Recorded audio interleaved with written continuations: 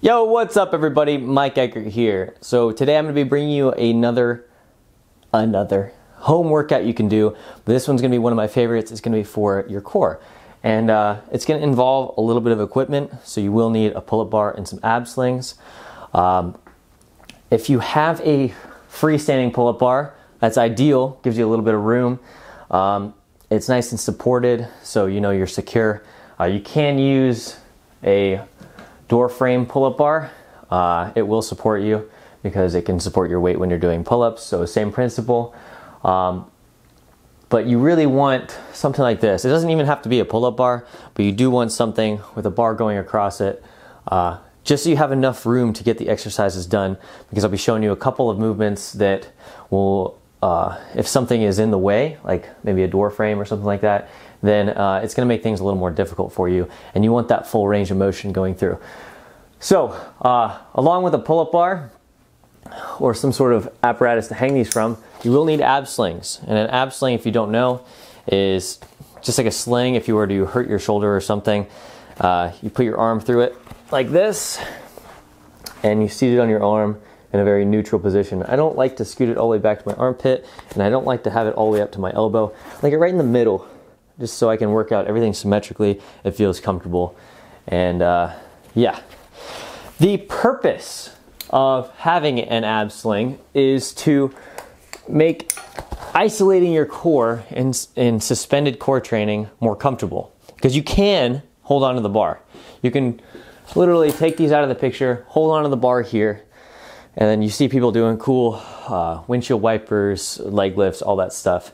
But the problem with that is before your core is even engaged properly to a point where you're going to progress in suspension training, your grip strength is going to give out. And that's why I don't recommend ever holding onto a bar unless you're trying to get like some dynamic superset in where it involves fatiguing your grip strength and utilizing your core at the same time. But other than that, it's really not beneficial to be hanging on the bar, other than it looks cool and it makes you look strong in some of the Instagram videos and whatnot, to hold onto the bar and just show people what you can do. When you're in training though, you want to make things as comfortable as possible when isolating it. That's why I'm an advocate of using gloves, because when I'm doing grip strength, obviously I'm a rock climber, so my skin gets pretty tough, but it does have its limits. So when I'm just using bare hands and no gloves, like my skin starts to hurt after a while. Thanks for that, you Glade thing. That thing smells like juicy fruit, by the way. So every 18 minutes I get this giant aroma of juicy fruit, which is, anyway. So what you want to do is you want to make things more comfortable. So that's why, again, I like using gloves, because they still use the muscles in your hands, but it's taking out the pain factor of having your skin touching something that it's hurting your hand. Same thing applies with these. This is taking away from your grip strength fatiguing, because you can be, my arms usually go numb when I use these things, which allows my core to get the most out of doing these workouts, because my hands aren't fatiguing fast. Like usually when I'm doing those hand workouts, my hands go dead before my core even feels anything. So anyway, that's the reason I recommend using slings. I love suspension core training because it teaches you how to connect your lower body to your, basically how to use the top and bottom half of your body together, which is where your core comes in. And it works really nicely, because if you're using some sort of isolated training where your feet are locked in, you're really using just the upper half of your body. Well, this suspension training teaches you how to push into your core and bring your legs up in a dynamic movement. So anyway, I'm just going to show you a couple exercises that you can do to, again, like all my workout videos are going to be talking about, is supersets, because that's the type of training I like to do. It's stacking one workout on top of another workout on top of another workout, so you get the most, you squeeze all the juice out of the orange, you get the most out of your workout as possible. And that's pretty much it. So moving directly into, we're going to do 3 exercises, okay? First exercises are called knee lifts. So like I said, you're going to get into these things, and you want to be in a nice neutral position, you want to feel good, and you want to sit up. A way to use these things, you want to pull down on your elbows and not lift up with your legs, okay? So I know how that kind of sounds, but what that's going to do, it's going to, instead of hanging low like this and having your arms not at 90 degrees, I want you to pull down your elbows so your torso comes up and you're seated nice and tight in these things, and you're ready to begin using the bottom half of your core.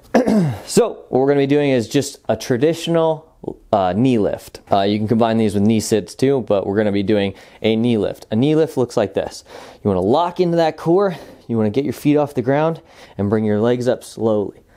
Touch your elbows together, come back down. I like to pause at the top just to make sure I'm locked in and I'm teaching my body, okay, you can utilize your core and you can hold that position if you ever need to.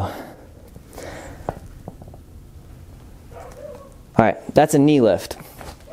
Then what we're gonna do, my arms are already going numb, and that's okay. Your muscles in your arms can last like 3 hours without blood, without anything happening. I think that's how long it is. So don't worry about it if your hands go numb for a little bit. If it's persistent, like if your hands go numb for a long time, then yeah, watch out for that and get that checked out. But right now my hands are tingly. So that's a normal thing, okay? Because you are cutting off the blood flow, your hands are above your head, and your body's gonna be pushing a lot of the blood to your core because it's using that. All right, so actually what I wanna do is just shake out, let the blood come back to my hands, and then the next exercise is gonna be an oblique twist. So all that's gonna be, same thing as a knee lift, but you're gonna be alternating opposite knee, opposite elbow. So right knee to left elbow. So here, lock that position in, opposite knee, opposite elbow. Switch sides, opposite knee, opposite elbow.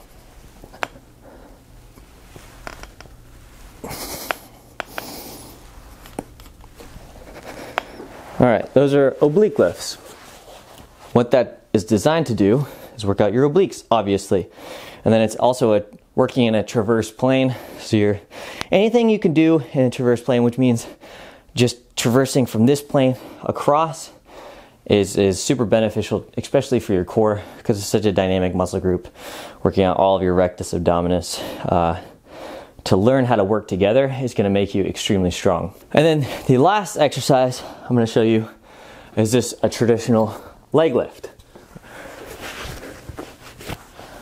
So like an L sit, I call these knee ups, L ups, and oblique lifts. So just to keep it as simple as possible. So L up is just like an L sit, but you're bringing your legs up.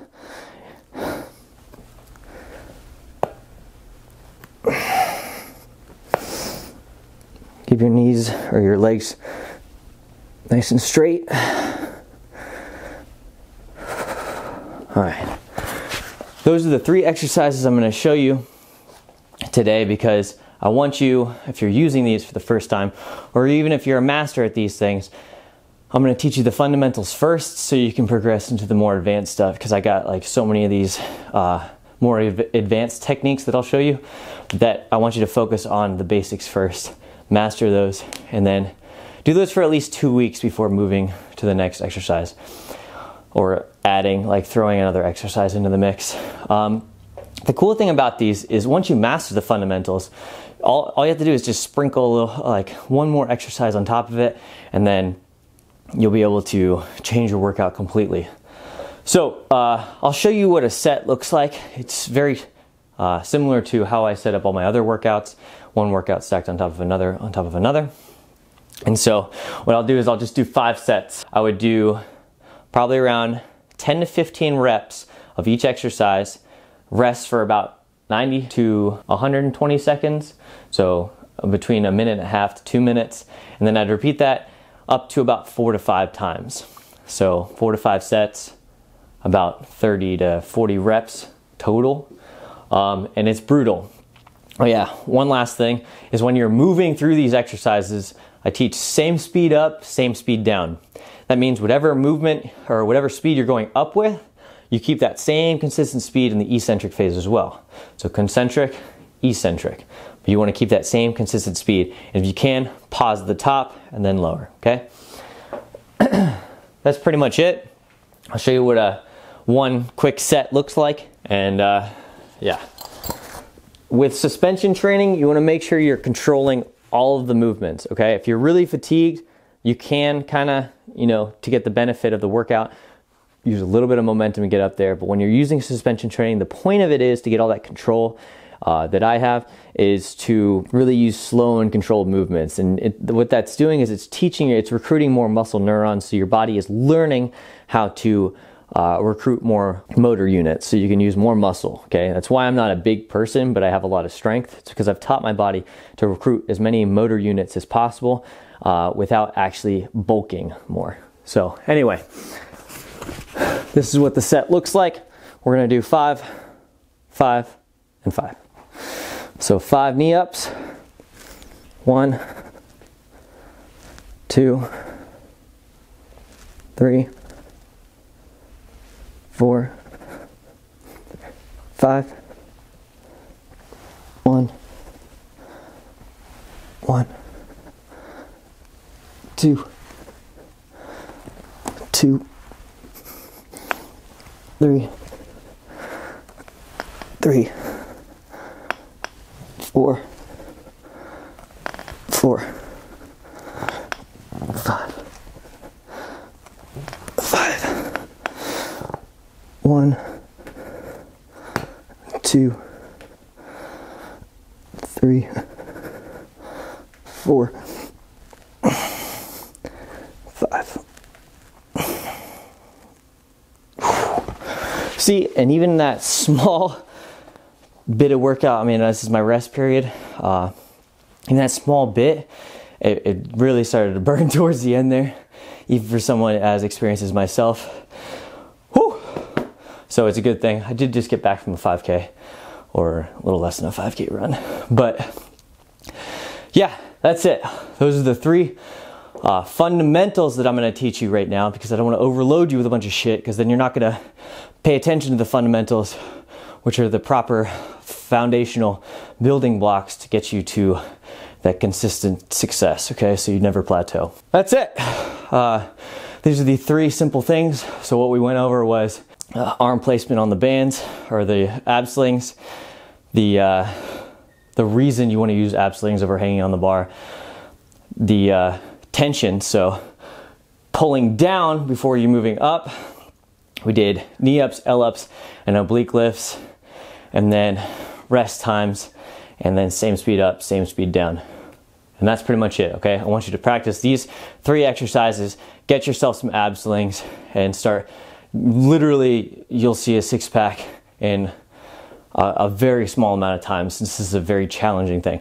I would say this is an intermediate to advanced sort of exercise for core workouts, okay? Make sure you have some ground core stability work before moving to ab slings, because if you go directly to here, you're more prone to tearing something, since you are bearing the weight of your legs instead of being on the ground and not having that much stress on your core, and it's more stamina building when you're on the ground.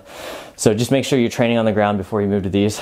Other than that, if you have any questions, please leave them in the comments. If you do like this video, like, subscribe. I'm trying to do this a lot more, very minimum once a week, and then as time and feedback comes, I will judge this as a priority. So I'm trying my best to get these videos out there. If it's helpful for you, please let me know. And you can always check out my other social medias, Instagram. I started streaming on Twitch. I just broke the 1,000 pull-ups on live stream yesterday, actually. So follow me on Twitch, please. You can see it's called Gains and Games. And what I'm doing is, for every like death or something like that, I will do a certain amount of pull-ups. So I'm trying to get to probably like 100,000 pull-ups by the end of the year. That's kind of a realistic goal for me. So we'll see how that goes. Yeah, thanks so much for showing up. I hope these videos are helpful, and take care.